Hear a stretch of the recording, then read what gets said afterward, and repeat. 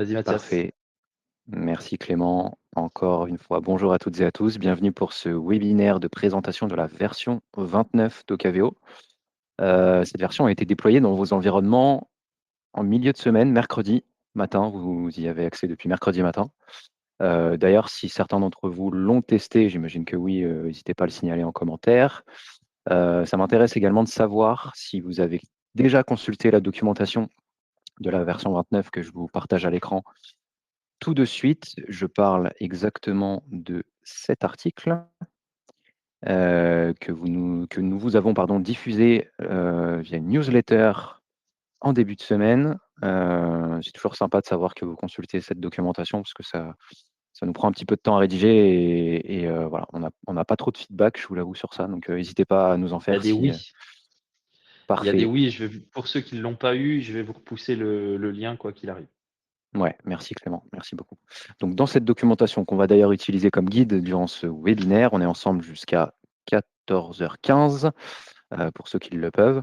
On va parcourir ensemble les évolutions de la version 29. Ces évolutions, elles se concentrent principalement autour de deux sujets. Le premier sujet, c'est le module besoin. Ceux qui se sont connectés à Ocaveo depuis ces derniers jours ont probablement, j'espère en tout cas, remarqué les évolutions qui ont été apportées. Elles sont nombreuses. Et deuxième sujet principal sur lequel on s'arrêtera cet après-midi, ce sont les évaluations qui ont également connu quelques modifications qu'on va vous partager cet après-midi.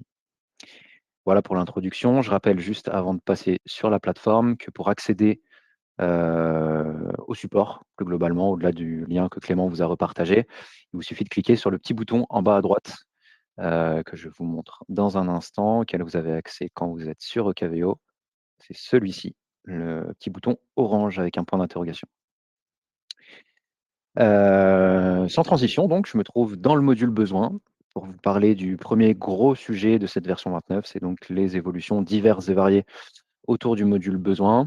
Écoutez, je vous propose de les prendre plus ou moins dans l'ordre. On va faire un balayage complet de ces évolutions. Tout d'abord, dès cet écran, donc là je me trouve sur la page d'accueil du module besoin, on peut vous parler déjà de plusieurs éléments. Le premier d'entre eux, c'est peut-être, j'allais dire l'évolution principale, en tout cas, je sais qu'elle était attendue par grand nombre d'entre vous, c'est l'ajout d'un peu plus de finesse sur les statuts des besoins. Donc je le rappelle pour ceux qui découvriraient Ocaveo ces derniers temps, si vous venez de nous rejoindre. Le module besoin est consacré au recensement des besoins, c'est-à-dire que dans la plupart des cas, les clients internes se connectent à l'outil et expriment aux achats un certain nombre de demandes qui sont récapitulées dans ce tableau. Et ensuite, l'idée, et d'ailleurs c'est l'idée globale dans Ocaveo, c'est de vous permettre de suivre entre les clients internes et les achats l'avancement des différents projets. Pour ce faire, nous avons ajouté des statuts supplémentaires, et j'en reviens à la version 29, des statuts supplémentaires au niveau des besoins, notamment ce statut dossier en cours. Auparavant, avant la version 29, on s'arrêtait à l'information suivante, on vous annonçait que le besoin était programmé. Donc, il y avait un statut programmé, mais vous ne saviez pas ce que devenait le dossier ensuite, lorsque l'appel d'offres était lancé, etc., etc. Donc, vous avez ce statut dossier en cours et aussi ce bouton Ouvrir dossier qui vous permet directement d'accéder au dossier qui a été programmé à partir du besoin en question. Donc, quand vous êtes client interne, vous arrivez sur la liste, vous voyez que ici le besoin transport d'enfants est en cours de traitement par les achats puisque le dossier est en cours et vous pouvez même, en cliquant sur le bouton, accéder à plus de détails. Sur ce même sujet, nous avons ajouté d'autres statuts, notamment pour les besoins terminés. Vous avez ici ce statut annulé, puisque vous avez maintenant la possibilité, je vais revenir en arrière, d'annuler un besoin. Ça, c'est une nouveauté également. À quoi ça peut vous servir, enfin, dans quel contexte ça pourrait être utile? Vous exprimez en tant que client interne une demande d'achat via le module besoin. Parce que à l'instant T, vous pensez que c'est effectivement un projet, qui sera intéressant de mener, dans les mois à venir, mais finalement, quelques semaines plus tard, vous n'avez pas de budget ou alors les besoins n'est plus d'actualité. Auparavant, avant la version 29, la seule solution était de supprimer le besoin ou alors de le laisser en stand-by. Désormais, vous avez la possibilité ici de l'annuler. Voilà. Je poursuis sur la question des statuts des besoins. Je crois que c'est par là, voilà, pour avoir encore un peu plus de détails sur comment le besoin est traité et avance dans le processus achat. Vous avez, quelques nuances, au niveau de l'avancement du dossier, notamment, vous pouvez savoir ici qu'un dossier est suspendu. Voilà, c'est une fonctionnalité qui se trouve au niveau du module dossier. On peut mettre en suspens un dossier et donc à ce moment-là, on l'affiche, comme je l'expliquais tout à l'heure pour les dossiers en cours, en face du besoin d'origine. Voilà pour ça.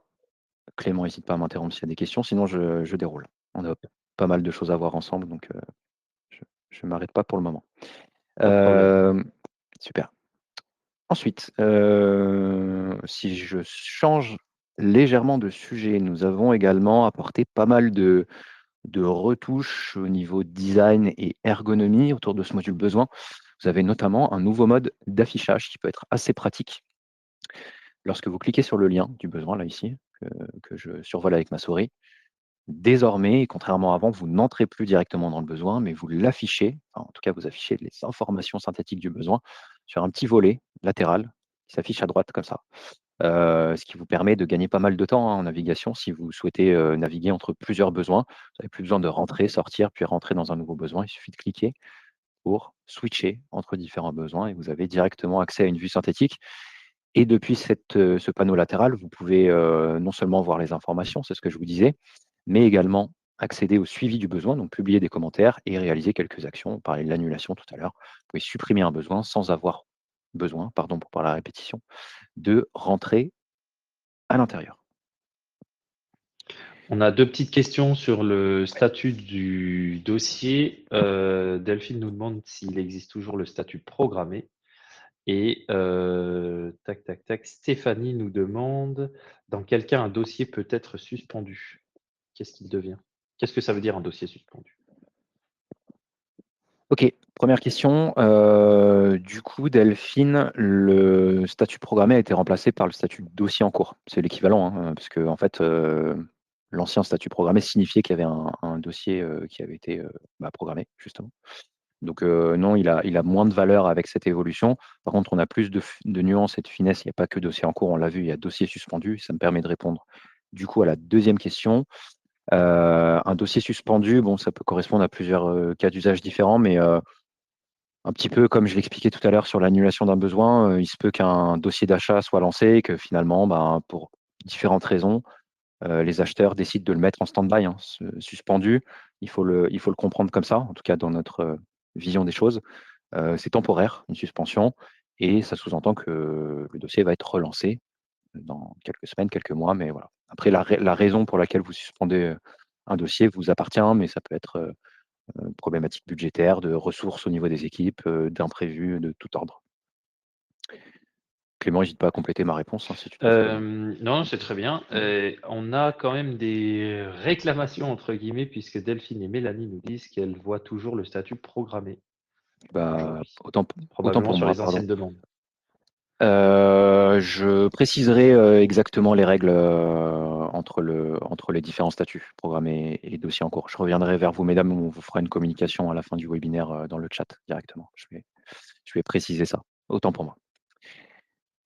On peut poursuivre? On peut y aller. Parfait. Et merci pour les questions. Du coup, j'en étais aux évolutions d'ergonomie. Donc je vous ai montré le panneau latéral, assez pratique. Si vous souhaitez directement, c'est-à-dire comme avant, entrer dans le besoin, vous avez toujours ce bouton-là, qui est disponible en face de chaque besoin, ouvrir page, qui vous amène directement dans les informations du besoin. Toujours sur la même thématique, au niveau de l'affichage du tableau et des filtres. 1er point, on a ajouté un filtre rapide ici dans la colonne code nomenclature, ou bien segmentation achat, hein, pour, les clients, du secteur privé qui sont avec nous cet après-midi. Ce qui vous permet, comme je vais le faire en cliquant ici, de filtrer le tableau sans avoir à aller chercher la condition dans le filtre tel que vous le connaissez, ailleurs dans Ocaveo. De conserver à l'affichage dans ce tableau uniquement les besoins qui se trouvent sur le code nomenclature à partir duquel j'ai cliqué, ou la segmentation achat, encore une fois. Ça peut être assez pratique aussi pour gagner du temps. Pour revenir en arrière, vous cliquez comme je viens de le faire sur le petit panneau interdit et vous avez à nouveau l'ensemble des besoins qui sont affichés. Heu, Encore une fois, sur les sujets d'affichage, vous avez le bouton afficher masquer colonne qui vous permet, ça je crois également que c'était très attendu par un grand nombre d'entre vous, de personnaliser les colonnes affichées dans le tableau. Donc vous voyez, vous avez une liste de cases à cocher. En l'occurrence, le mode et le montant de computation n'étaient pas affichés dans mon tableau. Je peux les ajouter comme ceci. Du coup, la page se recharge, pardon, et j'ai bien les 2 colonnes qui s'affichent, en plus de celles qui étaient déjà disponibles. Donc ça peut être assez pratique. Vous pouvez soit alléger, soit compléter, heu, le tableau avec les informations que vous souhaitez. Et je terminerai sur les sujets, d'ergonomie et de design sur la refonte de l'affichage des informations d'un besoin. Bon, c'est de la décoration, hein, mais c'est quand même important pour votre, expérience. Les utilisateurs habitués du module besoin, verront tout de suite la différence, j'imagine. Mais au niveau de cette page, donc dans les informations d'un besoin, on a essayé de vous rendre les informations, un peu plus lisibles avec des sections, en bleu pour, répartir les différentes informations, du besoin. Voilà, comme ça, on vous guide un petit peu mieux dans la lecture. Et on a également ajouté, un affichage, un petit peu différent sur la droite avec le montant de computation, et vous pouvez toujours, ça c'était déjà disponible, accéder aux détails bien sûr, pour vérifier les règles du calcul de la computation. Et ça, c'est une nouveauté en l'occurrence, nous avons ajouté la visibilité tout en bas à droite ici, c'est, la zone sur laquelle je passe ma souris, les étapes de validation. Ça peut être assez pratique aussi pour savoir, soit en tant que valideur, soit en tant que demandeur, où est-ce qu'en est le circuit de validation.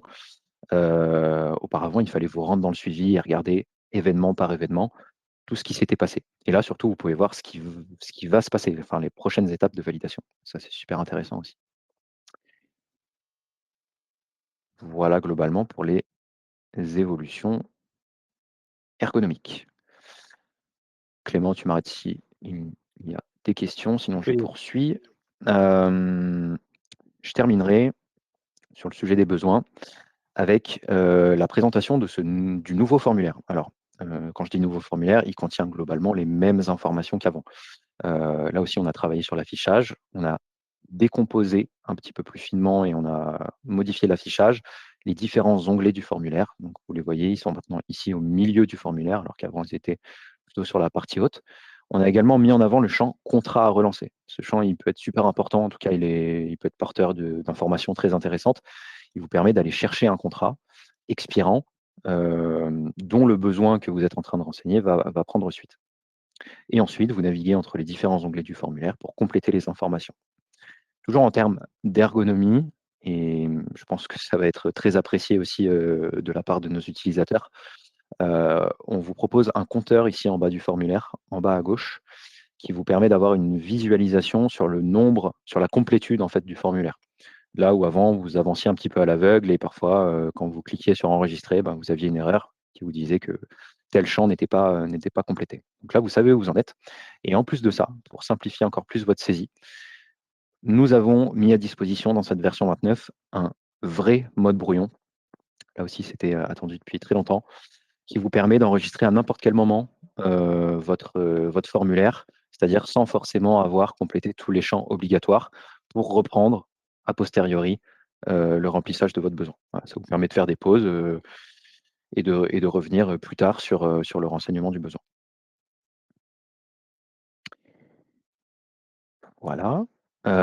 D'autres éléments sur le besoin, mais qui concernent plutôt cette fois-ci la configuration. Je vais me rendre dans le référentiel, donc je rappelle, ouais, Clément, tu avais Juste un une truc? question, Ouais, vas-y. qui concerne encore la programmation du coup d'un besoin. La Ouais. question de Guillaume, c'est: est-ce que le fait de choisir un contrat à relancer dans le nouveau besoin fait hériter d'informations? Heu, je reformule. Est-ce que le fait d'intégrer un contrat dans Oui. le formulaire du besoin permet de récupérer les informations du contrat dans le besoin et ensuite dans le dossier? Heu, Non, mais par contre, on a fait une évolution que je m'apprêtais à vous présenter d'ailleurs, qui est assez proche. Enfin, en tout cas, je pense qu'il correspond à la même finalité. Mais je vous la montre tout de suite. Je vais me rendre dans le module contrat.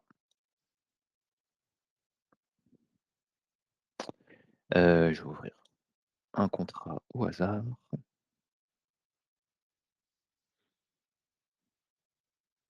Pardon, ça n'avait pas marché. La nouveauté, c'est celle-ci. Je pense qu'il correspond à votre demande, plus ou moins, on pourra en discuter. Vous avez ce nouveau bouton, relancer comme besoin. Donc là, je suis dans le contrat. Imaginons que c'est un contrat qui arrive à expiration ou qui est déjà expiré d'ailleurs. Quand je clique ici, là, en revanche, ça me pré-remplit le formulaire avec les informations du contrat expirant. Mais si je le fais depuis le besoin, ce n'est pas le cas. C'est quelque chose qu'on pourrait effectivement intégrer. Mais voilà, si vous partez du contrat pour créer un besoin, c'est bien le cas, Guillaume, en l'occurrence. Donc presque oui, Guillaume. Un demi-oui. Voilà. J'espère que ça compte. Nadège pose la question de savoir si la personnalisation des colonnes que l'on voit affichées ici dans le besoin va apparaître dans les autres modules. Je peux déjà Ouais. répondre que oui, petit à petit avec les nouvelles versions. Et c'est d'ailleurs, pardon Clément, c'est d'ailleurs déjà le cas pour ceux qui y ont Pilotage. accès dans le pilotage. Ouais. Exactement. Donc oui, on va y aller petit à petit, vous serez prévenus, comme on le fait aujourd'hui dans les nouvelles versions.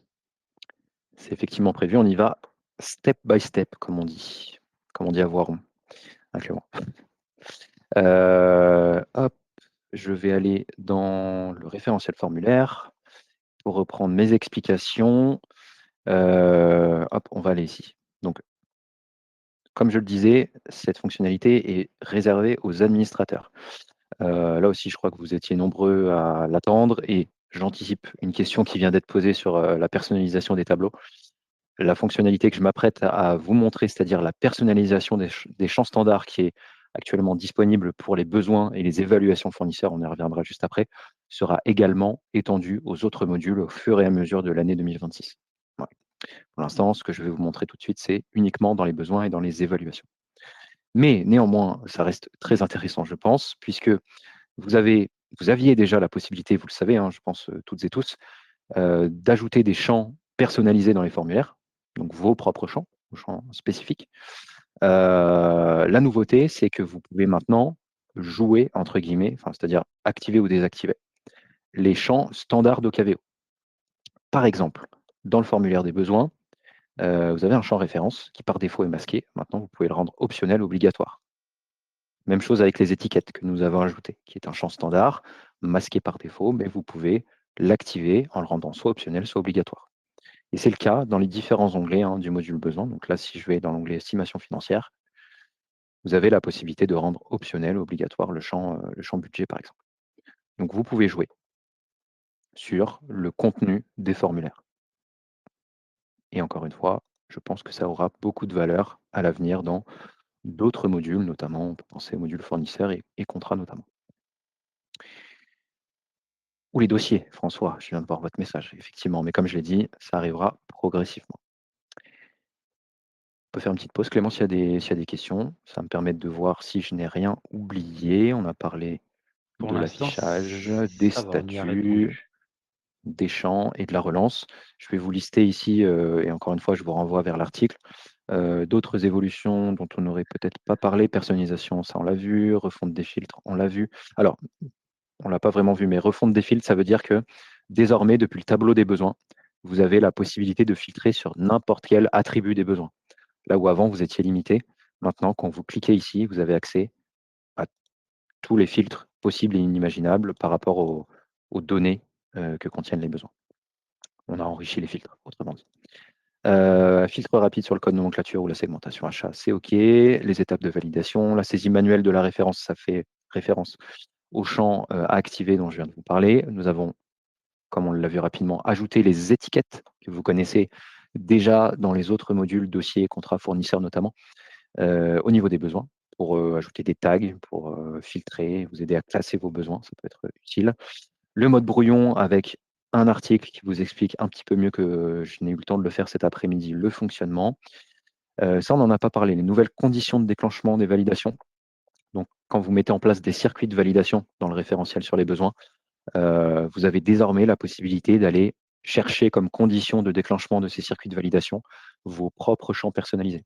Ça peut être très intéressant aussi, puisque du coup, on s'appuie sur les données qui vous sont propres et vous pouvez donc encore plus customiser l'expérience et les workflows de validation.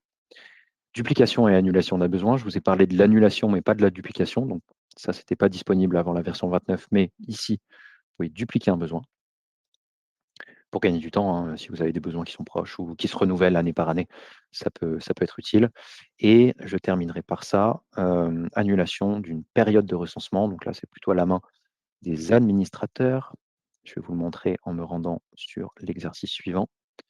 Donc pour chaque exercice, donc vous voyez, on a une navigation par exercice dans les besoins, on peut définir une période de recensement. Le problème avant la version 29, c'était une fois que la période de recensement était définie, on ne pouvait plus l'annuler. Il y avait forcément une période de recensement. Désormais, avec ce lien ici, annuler, vous pouvez revenir en arrière pour supprimer la période de recensement qui avait été paramétrée. Je reviens sur l'article pour m'arrêter un instant sur ce message que je viens de surligner. Toutes les évolutions, en tout cas la grande majorité, notamment celles qui concernent la navigation et l'affichage, ont également été implémentées au niveau du module unité fonctionnelle ou opération selon votre type d'environnement. Voilà, pour encore une fois améliorer les fonctionnalités liées à ces modules que vous n'utilisez pas tous. Voilà, c'est pour ça que je ne vous le montre pas forcément, mais si ça vous intéresse d'activer les unités fonctionnelles et opérations, on peut prendre un peu de temps pour vous expliquer ce que contiennent ces modules et y réfléchir ensemble.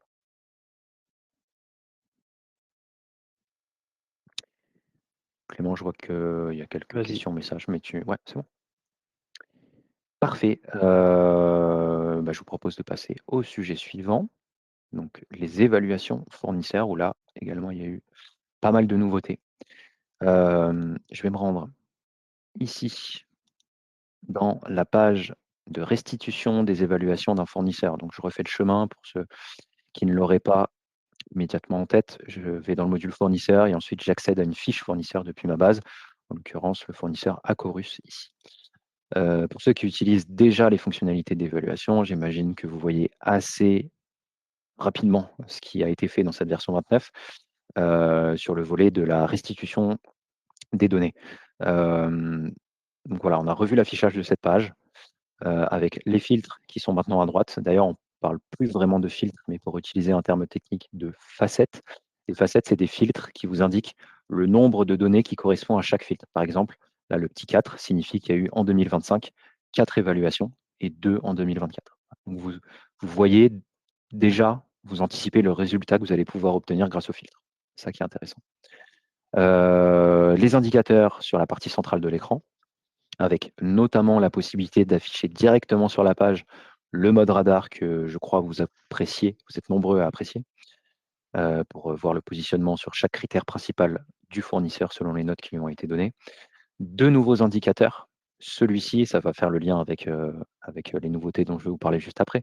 La progression de la performance qui va vous permettre de suivre la note moyenne d'un fournisseur par année, mais également par semestre, si vous voulez être un peu plus fin ici, si vous voulez être encore plus fin par trimestre.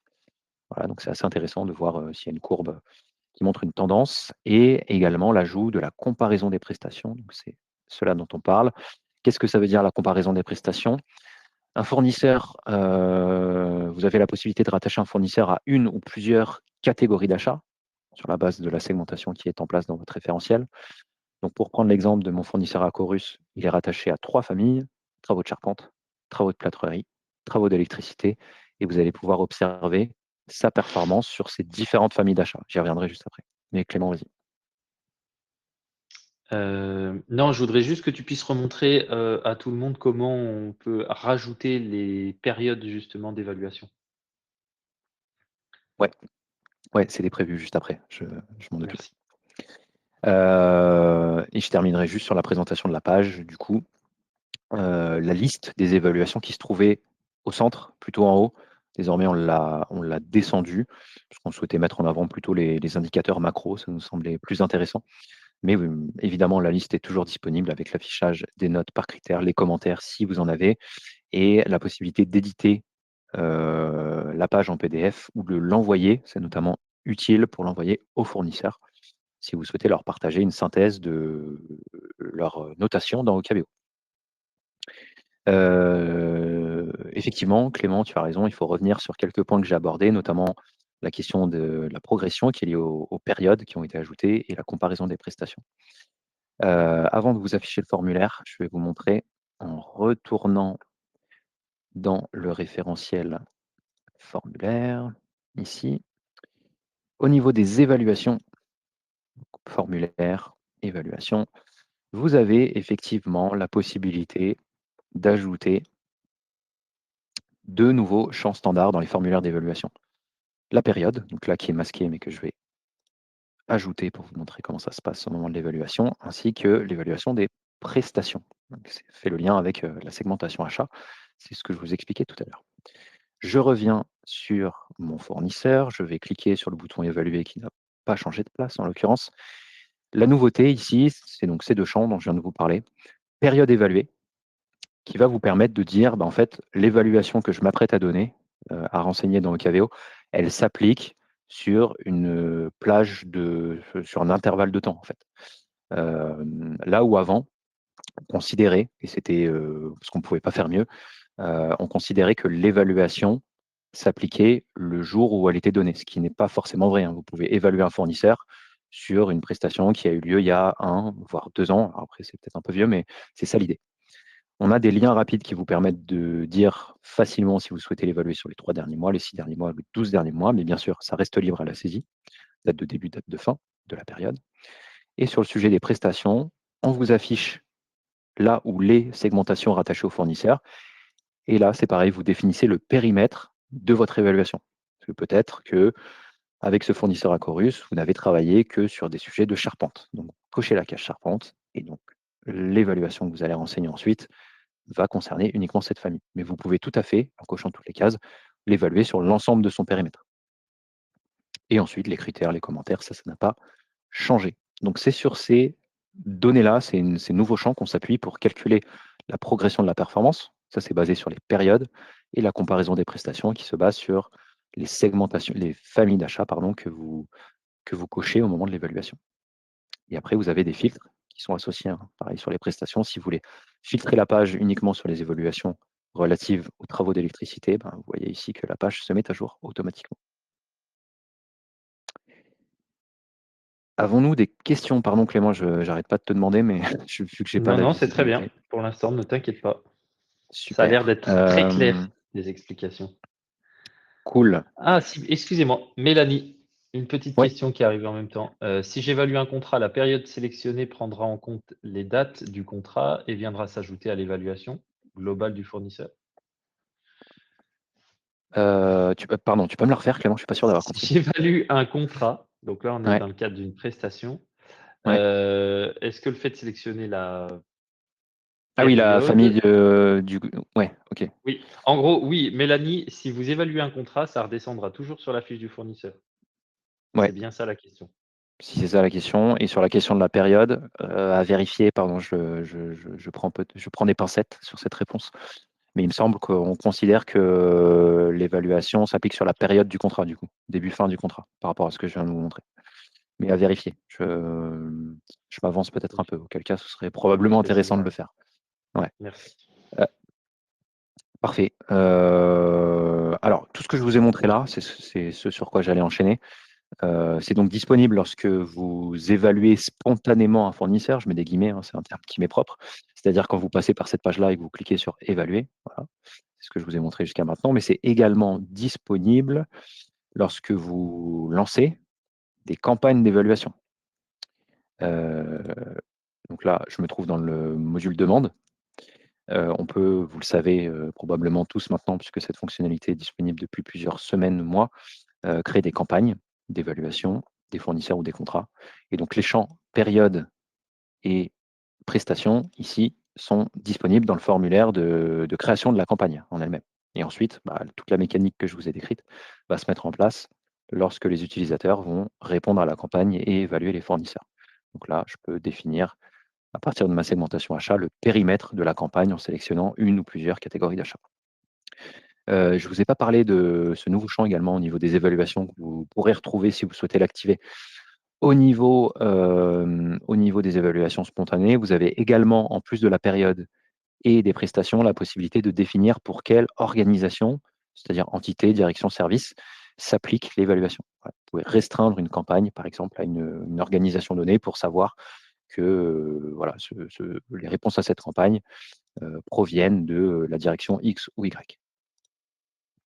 Le champ organisation, contrairement aux autres, il faudra nous demander, à nous, équipe OKVO, de l'activer. Voilà.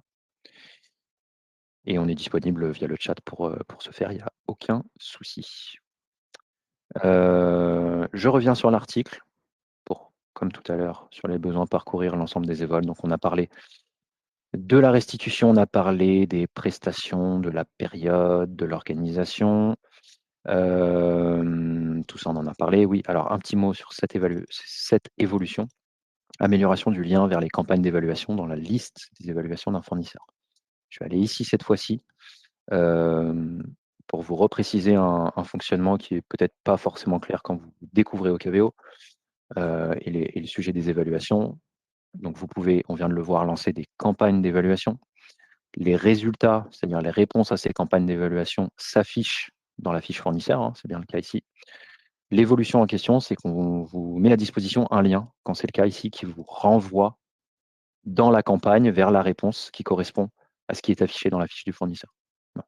Donc c'est un lien de redirection, un lien rapide. Donc là, je vois que Tom a répondu à une campagne. Et si je veux rentrer dans le détail de sa réponse, puisqu'il y a un peu plus de détails au niveau des campagnes, bah, je clique sur ce lien et je suis redirigé ici vers la campagne qui était à l'origine de la réponse de Tom. Ça, c'est également important de vous passer ce message. Possibilité de désactiver les évaluations spontanées. Alors, ce n'est pas le cas par défaut, hein, parce que les évaluations spontanées sont une fonctionnalité historique, on va dire, d'OKVO. Donc, quand je parle d'évaluation spontanée, c'est la présence de ce bouton évaluer dans la fiche d'un fournisseur. Mais on a désormais la possibilité, ce n'était pas le cas avant la V29, de le supprimer, de le masquer, ce bouton. C'est intéressant, enfin en tout cas, on l'a mis en place pour, si vous le souhaitez, encore une fois, sécuriser le processus d'évaluation si vous souhaitez uniquement passer par des campagnes. Voilà.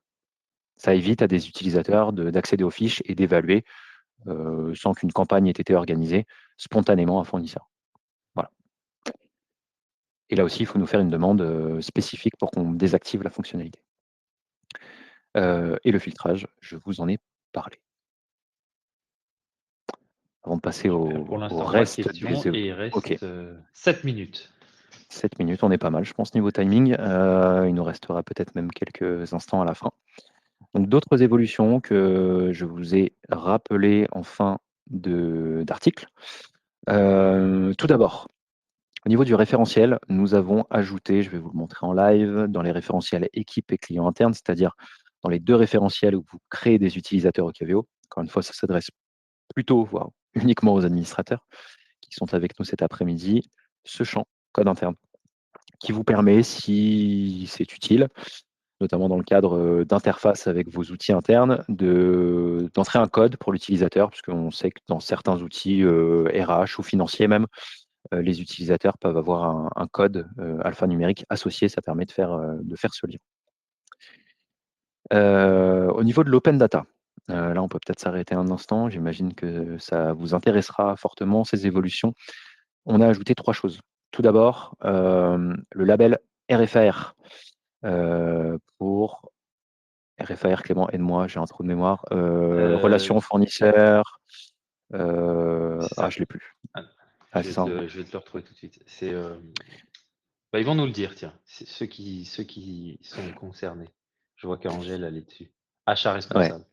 achat responsable, ouais, c'est ça. Donc là, je me trouve, pardon, je suis allé un peu vite dans le module fournisseur, dans la page de recherche. Tout ce que je vais vous montrer là est également disponible au niveau du sourcing dans les dossiers. On a ajouté un nouveau critère qui vous permet d'aller chercher les entreprises qui sont labellisées RFAR. vous lancez votre recherche, vous allez obtenir, je crois qu'il y en a 130 et quelques aujourd'hui, des entreprises en France qui ont le label. Félicitations à vous, si vous êtes avec nous cet après-midi et que vous êtes labellisé d'ailleurs. Voilà, donc vous avez l'information quand vous ouvrez la fiche entreprise qui apparaît dans les données RSE, normalement par ici, label RFAR, et vous les retrouverez dans les fiches fournisseurs également. Donc un nouveau filtre qui peut être intéressant puisque ça montre l'engagement de vos fournisseurs ou prospects sur le sujet des achats responsables de leur côté également. Ajout des marques INPI dans la recherche et dans les fiches fournisseurs. Pour vous illustrer cette évolution, je vais prendre un exemple que je connais bien, une entreprise qui s'appelle Crop Co. Je ne sais pas si vous la connaissez. J'imagine que oui.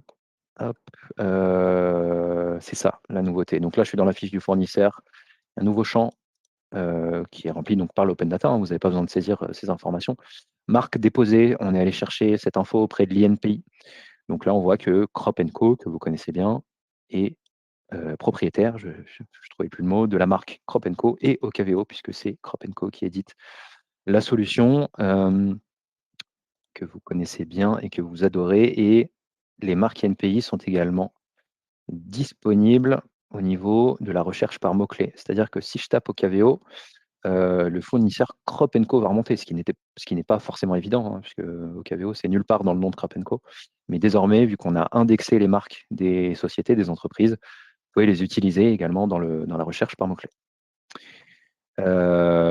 Et enfin, accès à l'extrait RNE dans les fiches fournisseurs. Ça, je vais vous montrer ce petit détail, mais c'est toujours sympa. Si vous en avez besoin, tout en bas des informations des entreprises, dans les fiches, au niveau des immatriculations, ici, vous avez, en cliquant sur le lien RNE, ici, la possibilité de télécharger l'extrait RNE de l'entreprise. Voilà, qu'on remonte automatiquement, encore une fois. Intelligence artificielle, je continue, il ne nous reste plus beaucoup de temps. Intégration de la recherche sémantique sur les DCE. Je ne vais pas vous faire une démo volontairement, puisqu'on est en pleine phase de, comment dire, on fait des rendez-vous avec un De certain nombre bêta d'entre vous test. sur voilà, de bêta test, merci Clément, sur les fonctionnalités IA d'une manière générale. Donc je rappelle les deux cas d'usage qui ont été intégrés jusqu'à maintenant, la classification automatique des dépenses et la recherche sémantique. Si vous êtes intéressé, il faut vraiment nous le dire parce qu'on veut vous montrer vraiment ces fonctionnalités et les tester avec vous avant de les activer. Mais elles sont disponibles hein, si ça vous intéresse. Et donc là, le sujet dans cette version 29, c'est que nous avons ajouté la recherche sémantique, c'est-à-dire en gros, nous avons amélioré la recherche par mots-clés dans l'onglet consacré à la recherche de DCE, dossier de consultation des entreprises sur les marchés publics et les pièces de marché. Et enfin, je ne m'arrêterai pas là-dessus puisque ça ne vous concerne pas tous, mais ça permet de citer quelques-uns de nos partenaires et on les salue au passage. Quelques évolutions qui concernent le connecteur Viaco, le connecteur attestation légale et le connecteur achat public que vous êtes de plus en plus nombreux à utiliser. On a fait le tour, il nous reste quelques instants si vous avez des questions. Clément, je t'en prie, si tu as des choses Alors, à je faire vois remonter. pas de questions. Visiblement, tu as été très clair. On n'a pas de questions Super, et pas de commentaires dans le chat. Si vous n'avez pas de questions, moi j'ai des compléments. Alors, je vous ai poussé dans un sondage les, la question justement sur l'IA. Si vous voulez participer à cette phase de bêta test, mettez-nous oui dans le petit sondage que je viens de vous pousser, dans l'onglet sondage. Comme ça, bien on vu. saura qui recontacter. Et puis, je voulais vous partager nos prochains événements. Le premier, ça va être le 8 janvier à Angers. Donc, si vous voulez, si vous êtes angevin et que vous voulez nous retrouver, je vais vous pousser le lien. Et ensuite, pour les habitués du club utilisateur, ce sera le 19 mars à Paris. Pareil, les inscriptions sont ouvertes et je vais vous les envoyer tout de suite pour que vous puissiez vous inscrire. Donc là, c'est le club. Et ensuite, vous allez retrouver ici Angers. C'est des rendez-vous physiques. Donc, si vous êtes angevin, ça marche très bien sur le deuxième événement. Et sinon, il faudra penser à prendre vos billets de train pour venir nous retrouver à Paris ou à Angers. Merci Clément de penser à toutes ces infos auxquelles je ne pense jamais. Moi, j'ai quelque chose à rajouter, mais on va arrêter l'enregistrement, Clément. Comme ça Ouais. incitera ceux cet après-midi